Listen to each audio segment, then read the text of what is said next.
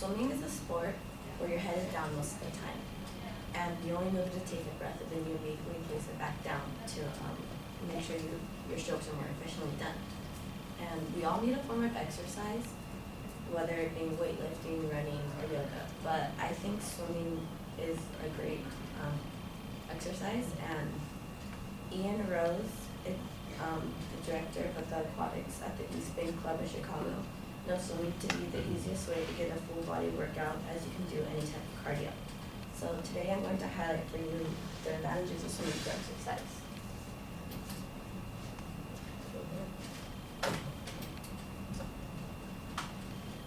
Show me. Nope, push it a little bit. Okay. Thank you. Sorry.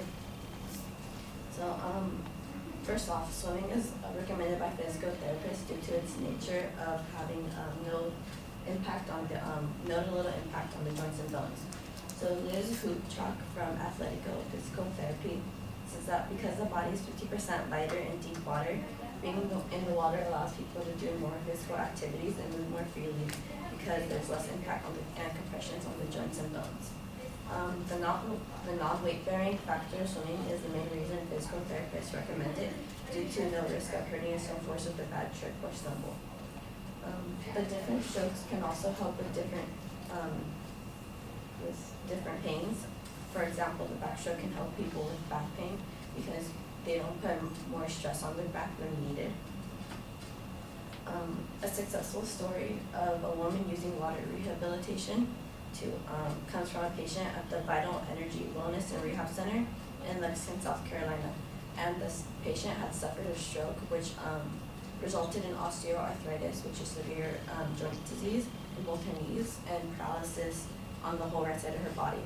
And she went into one of the warm water pools with a wheelchair attached to a chairlift, and she would do simple exercises over the amount of time given to her. And she regained most of her mobility back because after her stroke, she was barely able to move or get out of bed by herself. So when you swim, she was working on multiple parts of her body.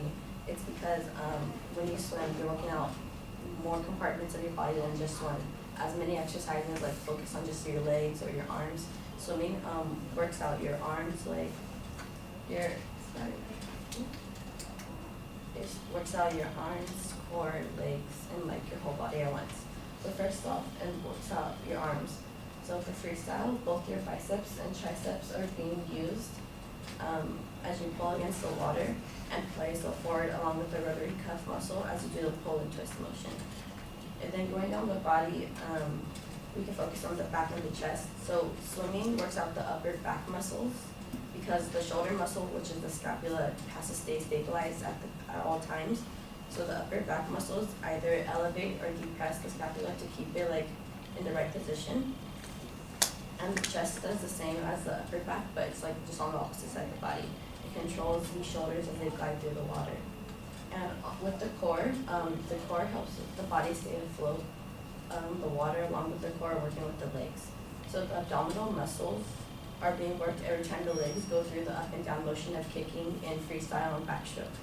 And in different strokes, such as butterfly, they put a greater emphasis on the abdominal muscles being used due to the dolphin kick. Okay, sorry. And then for the lower region of the body, the legs, during a swim, you're using muscles from your hips all the way down to your ankles, so your full leg gets a workout. And one part of the leg being worked out would be the hamstrings along with the glutes. They work together to allow the body to kick and stay in the correct position. And since swimming is such a physically demanding sport, it leaves the body tired and actually helps with sleeping at night. And a study done by the Department of Neurology at the Northwestern University focused on older adults, which were 55 or older with insomnia. They were made to do aerobic exercises, and overall the participants reported they had a greater quality of life, mood, and of course they slept better at night. So as swimming helps your muscles strengthen, it also helps your lungs strengthen over time. So Stephanie Jolson from the Nest states that when a person swims, they develop more alveoli in their lungs. And in their lungs than they would outside of the water. So the alveoli are tiny air sacs. Okay. And the tiny air sacs absorb more oxygen. So this, along with the lungs and diaphragm being underwater, means that they're being more compressed by the pressure of the water. So they have to work harder. So as they're over time, their lung capacity will become more elastic. And not only do the lungs just work with the diaphragm, but they also work with the heart. So as the heart works faster to circulate the blood, the lungs transfer more oxygen to the bloodstream at the same time. And a big part of swimming is holding your breath and taking as many strokes as you can before going up to breathe again. So swimming is, this is the reason why people with asthma are suggested to swim to help with their condition, as the sport itself is a breathing exercise and can help them expand their lung capacity. So since I think swimming is an excellent source of exercise and has been my choice of exercise since I was a freshman in high school, I don't see why you wouldn't choose it as a great workout if it's done correctly and repeatedly. It will show excellent results. Overall, it can help those in physical therapy who need a safe way to exercise. It works with the whole body at once, inside and out, and it helps the lungs expand over time. I personally can't see a downside. Thank you.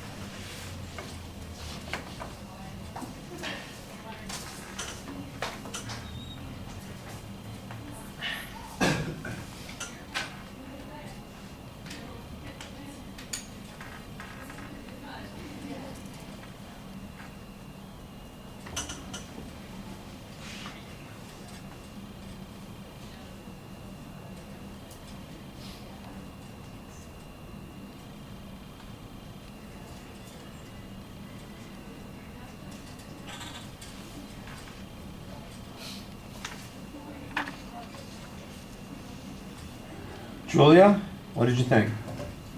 So I thought it was good how like you use a lot of sources, like you were quoting people, or like you were saying how you got your information and you're giving us information that like you can see it's reliable. She was listing a lot of good benefits and giving examples of why it's good and like why she believes what she believes, and you also had good pictures, and like when you were describing certain stuff, like you could put it together with a picture. You got your point across. Like, we're not like still wondering like, oh, what's your point? Like, and you were good with explaining everything to us. The only thing is like obviously like, you did sound a little nervous, but obviously that's going to be getting better and better. But I think everything is good. All right. I'll echo a lot of that. I thought that there were a lot of things in this that were very effective. I do think that you need to have something, you've got a good idea for the attention device, but maybe it's not delivered as well as you would have liked because you're not feeling particularly well. You might have to fake it for that 30 seconds at the beginning. I know it might be a little bit of a strain, but you got to get some energy into it and make it and sell it as a way to get the audience involved in what you're talking about. Because then it would work a lot better. Your topic is clearly identified. I know what your goal is. I didn't think that the preview was as clear as it ought to be. In the body of the speech, I could kind of pick out what the structure was, but I think you helped yourself at the end of the speech by reminding us what the main points were, and then it was easy to look back and say, oh yeah, there it is, there it is, there it is. I knew exactly where you were at that any given point. And so I can see that there is more of a structure than was originally in my head at the beginning of the presentation. I'm going to agree with Julia. I thought you did a very good job citing a lot of material in the presentation. You had you had a quote in the introduction, a couple of quotes later on. You had a story or two to tell in different points. When you're talking about the visual materials, you also have some additional information that you're citing. So I appreciated that. I think the study, for instance, that you cited about people who swim more. You know, they do that to address the insomnia with people who are over 55. I thought that was an interesting idea. I'm thinking maybe there's some audience analysis going on in there. She's saying, I got an old guy sitting out there, he probably can't sleep, he should go swimming.